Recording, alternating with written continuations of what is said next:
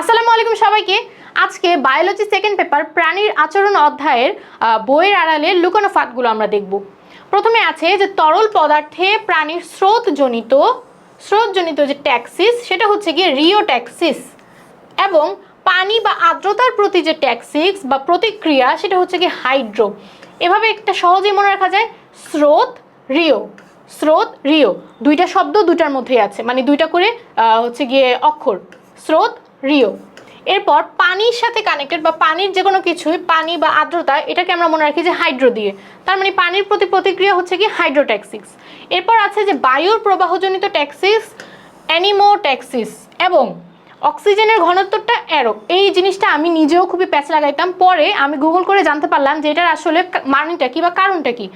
বায়ু এবং হচ্ছে কি বায়ুর মধ্যে আসলে অ্যারোটা আসার কথা ছিল, হ্যাঁ, মানে এটা একটু কমপ্লিকেটেড, কিন্তু পরে আমি জানতে পারলাম যে এই দুইটা শব্দই আসে হচ্ছে কি গ্রিক শব্দ থেকে, অ্যানিমো এবং অ্যারো।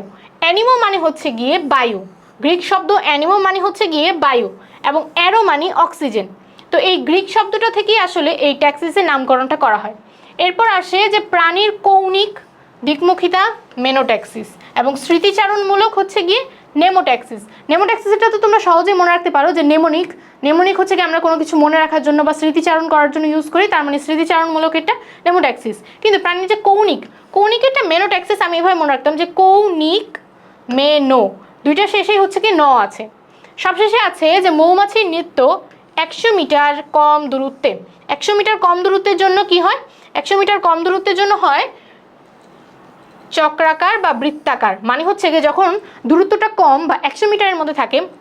এটা একটা সহজে মনে রাখার টেকনিক হচ্ছে কি 100-এর মধ্যে দুইটা শূন্য আছে, তার মানে 100 মিটারের কম দূরত্বের মধ্যে থাকলে বা 100 মিটার পর্যন্ত থাকলে সেটা হচ্ছে গিয়ে চক্রাকার বা বৃত্তাকার, এই যে জিরোর মতো চক্রাকার বা বৃত্তাকার হবে।